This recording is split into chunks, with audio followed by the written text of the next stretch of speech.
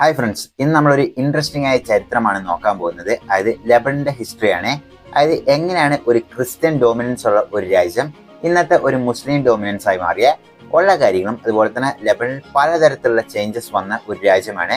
അതായത് ഹിസ്റ്ററി എന്ന് പറഞ്ഞാൽ വൺ ഓഫ് ദ കോംപ്ലക്സ് ആയ ഒരു ഹിസ്റ്ററിയും കൂടെ ഉള്ള ഒരു രാജ്യമാണ് ലെബനൻ. അത്രമാത്രം ഇന്നും അവിടുത്തെ ഭരണം എന്ന് പറഞ്ഞാൽ പലർക്കും ഒരു ചിരി വരുന്ന രീതിയിലാണ് അവിടുത്തെ ഭരണം ഇന്നും പോയിക്കൊണ്ടിരിക്കുന്നത്.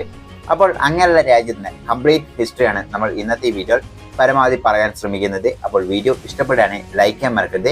ഇപ്പൊ വീഡിയോ ഇട്ടെടുക്കാം. അപ്പോൾ ലെബനൻ എന്ന് പറയുന്ന ഈ ഒരു രാജ്യം കേൾക്കുകയാണെങ്കിൽ ഇന്നത്തെ ആൾക്കാർക്ക് കൂടുതലും ഈ ലെബനൻ എന്ന് പറയുന്നത് കേൾക്കുമ്പോൾ തന്നെ ഒരു മുസ്ലിം ഡോമിനൻസ് ഉള്ള ഒരു രാജ്യമായിട്ടാണ് കൂടുതൽ ആൾക്കാരുടെ മനസ്സിലോട്ടും വരുന്നത്.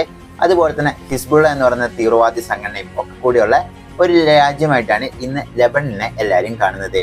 എന്നാൽ ലെബനൻ എന്ന് പറയുന്ന രാജ്യം ഇങ്ങനെയല്ലായിരുന്നു, ഒരു ക്രിസ്ത്യൻ ഡോമിനൻസ് ഉള്ള നല്ല അഡ്വാൻസ് ലെവലിൽ പോയിക്കൊണ്ടിരുന്ന ഒരു രാജ്യമാണ്. അത് മാത്രമല്ല ഈ ലോകത്തെ വൺ ഓഫ് ദ ഓൾഡസ്റ്റ് സിവിലൈസേഷനുള്ള ഒരു രാജ്യം കൂടിയാണ് ഈ ലെബനൻ എന്ന് പറയുന്ന ഈ ഒരു രാജ്യം. അപ്പോൾ ഈ ലോകത്തുള്ള ഏകദേശം 6000 വർഷം പഴക്കമുള്ള ഒരു സിറ്റിയും ലെബനനിലുണ്ട് എന്നാണ് പറയുന്നത്.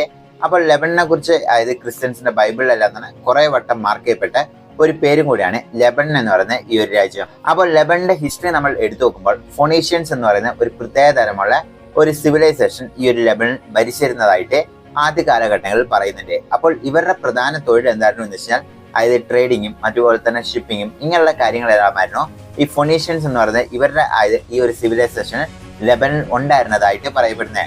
അതിനുശേഷം ഈ ലെബനൻ എന്ന് പറയുന്ന ഈ ഒരു രാജ്യം പിന്നീട് ഗ്രീക്ക്, റോമൻ, പേർഷ്യൻസ്, അതുപോലെ തന്നെ ബാബിലോണിയൻ, അതുപോലെ തന്നെ ഓട്ടോമൻ സാമ്രാജ്യം ഇങ്ങനെ പല രാജകുടുംബങ്ങളും അതുപോലെ തന്നെ സാമ്രാജ്യങ്ങളും അടക്കി ഭരിച്ചുകൊണ്ടിരുന്നതാണ്. അപ്പോൾ ഈ പേർഷ്യൻസ് എന്ന് പറയുന്ന ഇവർ ഭരിച്ചുകൊണ്ടിരുന്ന സമയത്താണ് ഇവിടെ കൂടുതലായിട്ടും അതായത് അവരുടെ ലാംഗ്വേജുകൾ കൊണ്ടുവരികയും അതുപോലെ തന്നെ അവരുടെ കൾച്ചറെല്ലാം തന്നെ ഇവിടെ കൊണ്ടുവന്ന് ഡെവലപ്പ് ചെയ്ത് ലെബനനെ ആ ഒരു രീതിയിൽ കൊണ്ടുപോകാൻ ശ്രമിച്ചത്.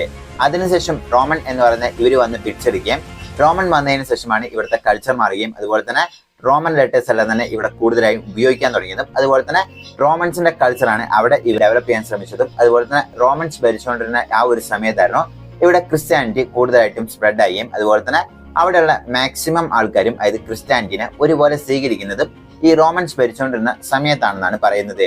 അതിനുശേഷം പിന്നീട് 7ാം നൂറ്റാണ്ടിലാണ് അറബ് ഇൻവേഡേഴ്സ് എല്ലാം തന്നെ വരികയും അതുപോലെ തന്നെ ഇതിനെ ഫുള്ളായിട്ടും അവരുടെ കൺട്രോൾ എടുക്കുകയും ഉണ്ടായിരുന്നത്. ഇപ്പോൾ ഒബിയസ്ലി നമ്മൾ നേരത്തെ പറഞ്ഞ പോലെ തന്നെ ഓരോ രാജകുടുംബങ്ങളും അതുപോലെ തന്നെ ഓരോ സാമ്രാജ്യങ്ങളും വന്നിവിടെ ഭരിക്കുമ്പോൾ അവരുടെ കൾച്ചറും അതുപോലെ തന്നെ ഐഡന്റിറ്റി എല്ലാം തന്നെ സ്പ്രെഡ് ആക്കാൻ അവർ ശ്രമിച്ചു. അതേ രീതിയിൽ തന്നെയാണ് ഇവിടെ അറബ് വന്ന് അവർ പഠിച്ചെടുത്തപ്പോൾ അവിടെയുള്ള അറബ് റൈറ്റിംഗ്സും അതുപോലെ തന്നെ അറബ് കൾച്ചർ എല്ലാം തന്നെ അവിടെ സ്പ്രെഡ് ആക്കിയും അങ്ങനെയാണ് 7ാമത്തെ സെഞ്ചുറി മെജോറിറ്റി ക്രിസ്ത്യൻസ് താമസിച്ചുകൊണ്ടിരുന്ന ഈ ഒരു സ്ഥലത്തിൽ ആദ്യമായിട്ട് ഇസ്ലാം എന്ന് പറയുന്ന മതം വരികയും ഇവർ പിടിച്ചെടുത്ത് ഇവിടെ മൊത്തം സ്പ്രെഡ് ആക്കാൻ ശ്രമിക്കുന്നതും 7ാമത്തെ സെഞ്ചുറിയിലാണ് ആദ്യമായിട്ട് മുസ്ലിംസ് ഇവിടെ ഉണ്ടായി വരുന്നത്. അങ്ങനെ പിന്നെ പ്രധാനപ്പെട്ട എടുത്തു നോക്കാനുള്ള 16ാമത്തെ സെഞ്ചുറി ആയി കഴിഞ്ഞപ്പോൾ ഓട്ടോമൻ സാമ്രാജ്യത്തുള്ള ആൾക്കാർ വരികയും അവരുടെ പിടിച്ചെടുത്തൽ അതായത് അവർ ഈ ലെബനനെ ഇൻവേഡ് ചെയ്ത് കഴിഞ്ഞപ്പോഴാണ് പിന്നീട് പ്രശ്നങ്ങളെല്ലാം തന്നെ തുടങ്ങുന്നതും ഈ ഓട്ടോമൻ സാമ്രാജ്യത്തിന്റെ കാലഘട്ടങ്ങളിലാണെന്ന് പറയുന്നത്. കാരണം ഓട്ടോമൻ സാമ്രാജ്യത്തിന്റെ കാലഘട്ടങ്ങൾ നമുക്കറിയാം ഈ ലോകത്തുള്ളത് മാത്രമല്ല അവർ ഭരിച്ചുകൊണ്ടിരുന്ന സ്ഥലത്തെല്ലാം തന്നെ ഖലീഫറ്റ് എന്ന് പറയുന്ന ആ ഒരു റൂൾ പ്രകാരമായിരിക്കും നടക്കുന്നതും. അതുപോലെ തന്നെ ഓട്ടോമൻ സാമ്രാജ്യത്തെ അതായത് ഏറ്റവും കൂടുതൽ ആൾക്കാർ വിമർശിക്കുന്ന ഓട്ടോമൻ സാമ്രാജ്യത്തിന് അതായത് അവർ കൂടുതലായിട്ടും ഫോഴ്സ്ഫുൾ കൺവേർഷൻസും അതുപോലെ തന്നെ അതായത് സ്ത്രീകളെല്ലാം തന്നെ കൂടുതലായിട്ടും അടിമകളായി ട്രീറ്റ് ചെയ്തുകൊണ്ടിരുന്ന ഒരു ഭരണകൂടമായിരുന്നു ഈ ഓട്ടോമൻ സാമ്രാജ്യം എന്നാണ് ഇന്നും പലരും വിമർശിക്കുന്നത്. അതുപോലെ തന്നെ ഓട്ടോമൻ സാമ്രാജ്യം ഇവരുടെ കൺട്രോൾ എടുത്തതിനു ശേഷം ഇവിടെയുള്ള ക്രിസ്ത്യൻസ് പലരും അത് ഫോഴ്സ്ഫുൾ ആയിട്ടും അങ്ങനെ പല കാര്യത്തിലും കൺവേർട്ട് ചെയ്തു എന്ന് പറയുന്ന ഒരു വിമർശനമുണ്ട്. പക്ഷേ ഇത് ഇതുവരെയും കൺഫേം ആയ ന്യൂസ് അല്ല. അങ്ങനെയാണ് 19ാം നൂറ്റാണ്ടിന്റെ അവസാനമെല്ലാം ആ ഒരു കാലഘട്ടങ്ങളെല്ലാം എത്തിക്കഴിഞ്ഞപ്പോൾ ഈ ലെബനൻ എന്ന് പറയുന്ന ഇവിടെ കൂടുതലും ഈ നാഷണലിസ്റ്റ് മൂവ്മെന്റുകളെല്ലാം സ്റ്റാർട്ട് ആവുകയും അതുപോലെ തന്നെ നമുക്ക് സ്വന്തമായി ഫ്രീഡം വേണം എന്നുള്ള രീതിയെല്ലാം തന്നെ അവിടെ ഉയർന്നു വരാൻ തുടങ്ങിയത്. അങ്ങനെ 20ാമത്തെ സെഞ്ചുറിന്റെ തുടക്കം അതുപോലെ തന്നെ 19ാം സെഞ്ചുറിന്റെ അവസാന ആ ഒരു കാലഘട്ടങ്ങൾ വേൾഡ് വാർ 1 എല്ലാം ആയി കഴിഞ്ഞപ്പോൾ അതായത് ഈ ഓട്ടോമൻ സാമ്രാജ്യം വലിയൊരു പരാജയമായിരുന്നു വേൾഡ് വാർ 1 നേരിട്ടത്. അപ്പോൾ ഇതുകൊണ്ട് എന്താ സംഭവിച്ചതെന്ന് വെച്ചാൽ അതായത് ഈ ഓട്ടോമൻ സാമ്രാജ്യം ഭരിച്ചുകൊണ്ടിരുന്ന ഈ സ്ഥലങ്ങളും അതുപോലെ തന്നെ മറ്റ് സാമ്രാജ്യങ്ങളെല്ലാം ഭരിച്ചുകൊണ്ടിരുന്ന സ്ഥലങ്ങളെല്ലാം തന്നെ ഈ 1ാം ലോക മഹായുദ്ധത്തിൽ ജയിച്ച പാർട്ടീസ് ഉണ്ടാവും. അപ്പോൾ അവർ ഈക്വലായി വീതിച്ചെടുക്കുകയായിരുന്നു ഉണ്ടായിരുന്നത്. അങ്ങനെയാണ് ഈ ലോകത്തുള്ള പല സ്ഥലങ്ങളും അതായത് ബ്രിട്ടനും അതുപോലെ തന്നെ ഫ്രഞ്ച് എന്ന് പറയുന്ന ഇവർ രണ്ടും മാക്സിമം സ്ഥലങ്ങളും ഇവരുടെ കൺട്രോളിൽ എടുത്തത്. ആ ഒരു രീതിയിലാണ് ഈ ലെബനൻ എന്ന് പറയുന്ന ഈ ഒരു രാജ്യം മൊത്തമായിട്ടും ഫ്രഞ്ചിന്റെ കൺട്രോളിലോട്ട് വരികയായിരുന്നു 1918. അതായത് 1ാം ലോക മഹായുദ്ധം എല്ലാം കഴിയുന്ന ആ ഒരു സമയമായി കഴിഞ്ഞപ്പോൾ തന്നെ ഇവിടെ ഫുള്ളായിട്ടും ഫ്രഞ്ച് ഭരണമായിരുന്നു ഉണ്ടായിരുന്നത്. അതുപോലെ തന്നെ ഫ്രഞ്ച് ഭരണകൂടമായിരുന്നു ഡയറക്റ്റ് ആയിട്ട് ഇവിടെ എന്തെല്ലാം വേണം ഉള്ള കാര്യങ്ങളെല്ലാം തീരുമാനിച്ചുകൊണ്ടിരുന്നത് എന്നാണ് പറയുന്നത്. അതിനുശേഷം പിന്നീട് നമ്മൾ നോക്കുകയാണെങ്കിൽ 1943 എത്തിക്കഴിഞ്ഞപ്പോൾ തന്നെ ഈ ലെബനനെ കംപ്ലീറ്റ് ആയിട്ടും ഫ്രഞ്ച് ആൾക്കാർ അവിടെ നിന്ന് വിട്ടു പോവുകയാണ്. അതായത് അവർക്ക് ഇവിടെ വെച്ച് വലിയ ഉപകാരമില്ലാത്ത ഒരു രാജ്യമായി അവർ കണക്കാക്കുകയും അതുപോലെ തന്നെ അവർക്ക് എങ്ങനെയും ഒരു ഇൻഡിപെൻഡൻസ് കൊടുക്കാം എന്നുള്ള ഒരു ചിന്താഗതി വരികയും ആ ഒരു സമയത്ത് എത്തി കഴിഞ്ഞപ്പോൾ, അതായത് സെക്കൻഡ് വേൾഡ് വാർ ആ ഒരു സമയം കൂടെ ആയി കഴിഞ്ഞപ്പോൾ ഫ്രഞ്ച് പട മൊത്തമായിട്ടും ഇവിടെ നിന്ന് പിൻവലിഞ്ഞു പോവുകയാണ്. അങ്ങനെ ലെബനന് 1943 ആയി കഴിഞ്ഞപ്പോൾ ഇവിടെ കംപ്ലീറ്റ് ആയിട്ടും അവർക്ക് ഇൻഡിപെൻഡൻസ് കിട്ടുന്നു. അപ്പോൾ ലെബനന് ഇൻഡിപെൻഡൻസ് കിട്ടി കഴിഞ്ഞിട്ട് പിന്നീട് ലെബനനെ ഭരിച്ചുകൊണ്ടിരുന്നത് ബക്കാര എൽ ചൗരി എന്ന് പറയുന്ന ഇദ്ദേഹമായിരുന്നു. പക്ഷേ ഇദ്ദേഹത്തിന്റെ പ്രശ്നം എന്തായിരുന്നു എന്ന് വെച്ചാൽ അവിടെയുള്ള ജനങ്ങൾക്ക് വേണ്ടി ഇദ്ദേഹം ഒന്നും തന്നെ ചെയ്യുന്നില്ല. അദ്ദേഹത്തിന്റെ കറപ്ഷൻസ് എല്ലാം കൂടി സ്വന്തം അക്കൗണ്ടിൽ മാത്രം ഇദ്ദേഹം എടുക്കുകയായിരുന്നു ഉണ്ടായിരുന്നത്. അപ്പോൾ ഇത് അവിടെയുള്ള ജനതയ്ക്ക് അത്ര ഇഷ്ടപ്പെടുകയില്ല. ആ ഒരു സമയത്തല്ലാതെ തന്നെ പലതരത്തിലുള്ള പ്രൊട്ടസ്റ്റ് അല്ലാതെ തന്നെ ഇദ്ദേഹത്തിന് എതിരെ നടക്കുന്നു. അങ്ങനെയാണ് ക്യാമൽ എന്ന് പറയുന്ന ഒരു പുതിയൊരു പ്രസിഡന്റ് ഇവിടെ വരികയും അദ്ദേഹം അതായത് ഒരു ക്രിസ്ത്യൻ ഡോമിനൻസ് ഉള്ള ഒരു പ്രസിഡന്റ് ആയിരുന്നു, അതായത് ക്രിസ്ത്യൻ പ്രസിഡന്റ് ആയിരുന്നു. അപ്പോൾ അദ്ദേഹം പിന്നീട് ഭരിക്കാൻ തുടങ്ങുന്നു. ഈ ലെബനൻ എന്ന് പറയുന്ന ഈ രാജ്യത്തിനെ ഫുൾ ആയിട്ടും പിന്നെ അദ്ദേഹത്തിന്റെ കൺട്രോൾ എടുത്ത് ഭരിക്കുകയായിരുന്നു ഉണ്ടായിരുന്നത്. പക്ഷെ അദ്ദേഹം ഭരിച്ചുകൊണ്ടിരുന്ന ആ ഒരു കാലഘട്ടം നമ്മൾ എടുക്കുകയാണെങ്കിൽ കൂടുതലും സ്റ്റേബിളും അതുപോലെ തന്നെ ലെബനൻ ജനതയ്ക്കെല്ലാം തന്നെ കൂടുതലും സന്തോഷം തരുന്ന ഒരു ഇതായിരുന്നു. കൂടുതലും അഡ്വാൻസ് ലെവലിൽ പോയിക്കൊണ്ടിരിക്കുന്ന ഒരു രാജ്യമായി മാറിയിരുന്നു. അതായത് എല്ലാ രീതിയിലും പ്രോസ്പെറസ് എല്ലാം കൂടിക്കൊണ്ട് പോയിക്കൊണ്ടിരുന്ന ഒരു രാജ്യമായി മാറി ഈ ലെബനൻ എന്ന് പറയുന്നത്. പക്ഷെ ഇത് അധികകാലം നീണ്ടു നിന്നില്ല. നമ്മൾ പറഞ്ഞു അതായത് ഇങ്ങനെ ഓരോ കാലഘട്ടം കടന്നു വരുമ്പോഴും അതായത് ഇവിടുത്തെ ഡെമോഗ്രാഫിക് മാറിക്കൊണ്ടേ ഇരുന്നു. അതായത് മുസ്ലിം പോപ്പുലേഷൻ ഇവിടെ കൂടിക്കൊണ്ടേ ഇരുന്നു. അപ്പോൾ ആ ഒരു സമയത്ത് മുസ്ലിംസ് എല്ലാം വിചാരിക്കുന്നു അതായത് എന്ത് തന്നെയാണെങ്കിലും അതായത് രാജ്യം മുന്നേറുന്നുണ്ടെങ്കിലും അതായത് ഇദ്ദേഹം ഒരു ക്രിസ്ത്യനാന്ന് പറഞ്ഞുകൊണ്ടും അതുപോലെ തന്നെ പല വിമർശനങ്ങൾ ഇദ്ദേഹത്തിനെതിരെ പറഞ്ഞുകൊണ്ട് 1958 ആയി കഴിഞ്ഞപ്പോൾ തന്നെ അവിടെ ഒരു സിവിൽ വാർ അല്ലെങ്കിൽ ഇദ്ദേഹത്തിന് എതിരെയുള്ള ഒരു പ്രൊട്ടസ്റ്റ് പോലെ നടക്കുന്നു. അപ്പോൾ ഈ ഒരു പ്രൊട്ടസ്റ്റ് നല്ലൊരു സിവിൽ വാർ ആകുകയും അതുപോലെ തന്നെ അവിടെയുള്ള ക്രിസ്ത്യൻ ഡോമിനൻസും അതുപോലെ തന്നെ മുസ്ലിം ഡോമിനൻസുമായിട്ട് പലതരത്തിലുള്ള പ്രശ്നങ്ങൾ ഇതിൽ നടക്കുന്നു. പക്ഷെ ഇത് അവിടെയുള്ള അതായത് ക്യാമൽ എന്ന് പറയുന്ന ഈ ഒരു പ്രസിഡന്റിനെ താല്പര്യം കാണുന്നില്ല. അതായത് ഈ ഒരു മുസ്ലിം ആൾക്കാരാണ് ഇവിടെ ഡോമിനൻസ് കാണിക്കുന്നത് എന്ന് പറഞ്ഞുകൊണ്ട് അദ്ദേഹം അവിടെയുള്ള സോൾജേഴ്സിനോടെല്ലാം ആവശ്യപ്പെടുകയാണ്.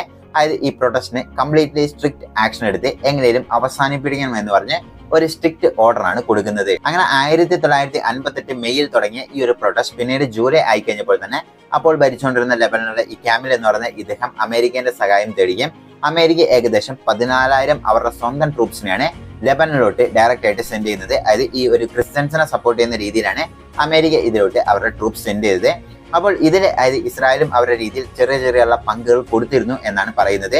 കാരണം അതായത് ഇസ്രായേലിനും ക്രിസ്ത്യൻസുമുള്ള ഒരു പ്രശ്നം അവിടെ ഉണ്ടെങ്കിലും പൊതുവെ മുസ്ലിംസ് അതായത് ഇസ്രായേലിന് എതിരെ ആയതുകൊണ്ടും അതുപോലെ തന്നെ ഈ ലെബനനിലുള്ള ക്രിസ്ത്യൻസും അതുപോലെ തന്നെ മുസ്ലിങ്ങളും അടികൂടുന്നുണ്ട് അല്ലെ, അതായത് ഇസ്രായേലിന്റെ സഹായം ഇവർ സ്വീകരിച്ചു. അങ്ങനെ ആ ഒരു യുദ്ധത്തിൽ പോകുന്നു.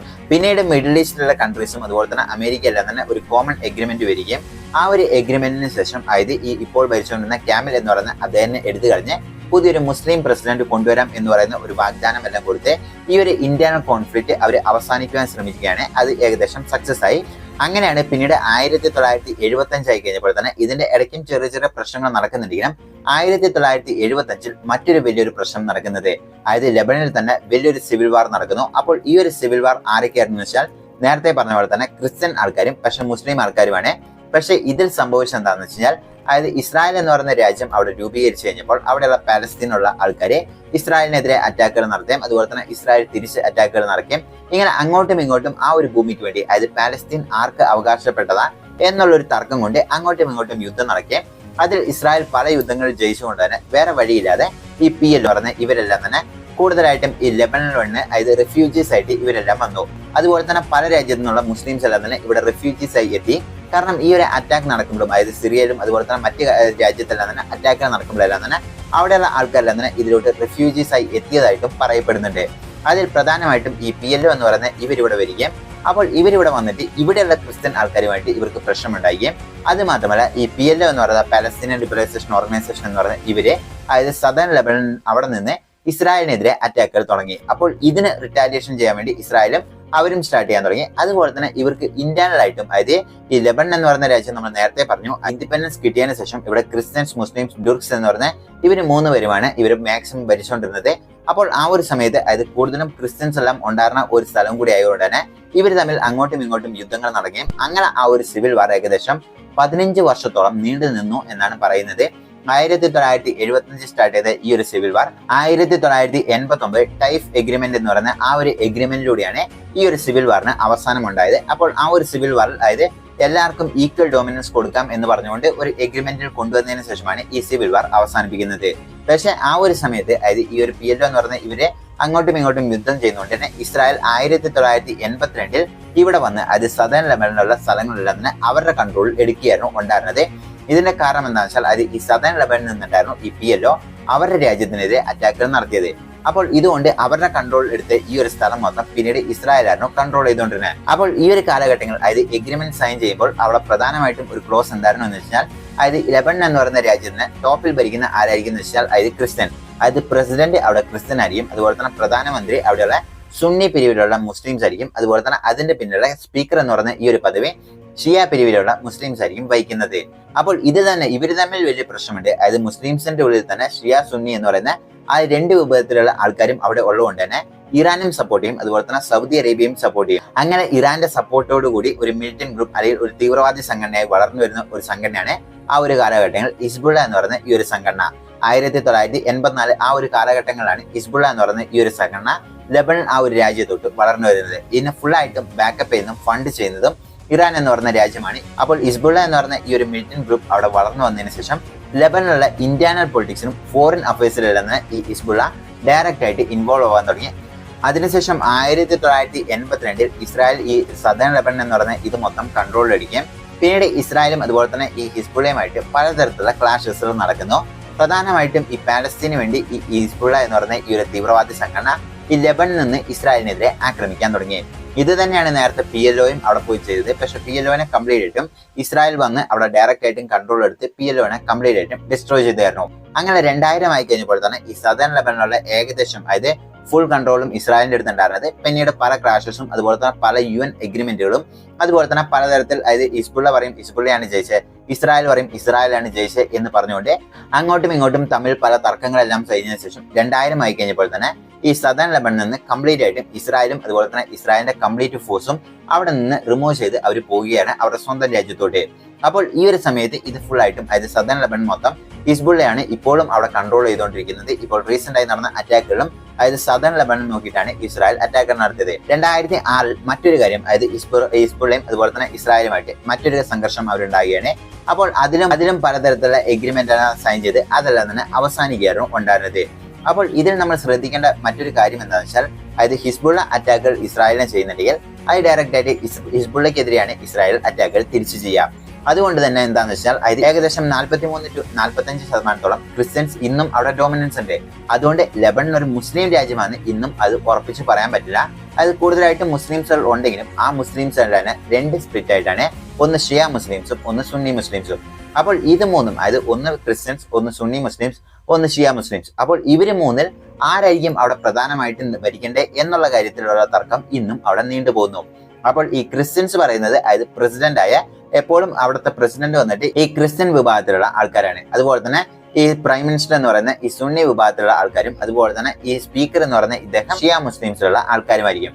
അപ്പോൾ ഇവര് മൂന്നുപേരും തമ്മിലുള്ള തർക്കം എന്തായിരിക്കും എന്ന് വെച്ചാൽ അതായത് ക്രിസ്ത്യൻസ് പറയുന്ന അവിടുത്തെ ആൾമോസ്റ്റ് പവർ മൊത്തം അതായത് പ്രസിഡന്റിന് കിട്ടണം, അതുപോലെ തന്നെ അവിടുത്തെ മാക്സിമം പവർ അതായത് പ്രൈം മിനിസ്റ്റർ കിട്ടണം, അതുപോലെ തന്നെ ഈ സ്പീക്കറിന് കിട്ടണം. ഈ 3 പേർക്കും ഇതാണ് ആവശ്യമുള്ളത്. ഇതിലും രസകരമായ കാര്യം എന്താണെന്ന് വെച്ചാൽ അതായത് ഈ 3 പേരാണ് ഭരിക്കുന്നത് ഉള്ളതുകൊണ്ട് തന്നെ ഇപ്പോൾ പ്രധാനമന്ത്രി ഒരു തീരുമാനം എടുക്കുകയാണെങ്കിൽ അവിടുത്തെ പ്രസിഡന്റ് കേൾക്കില്ല, അതുപോലെ തന്നെ അവിടെയുള്ള സ്പീക്കറും കേൾക്കില്ല. അത് ഇവർ തമ്മിൽ വേറെ 2 തീരുമാനങ്ങൾ എടുക്കും.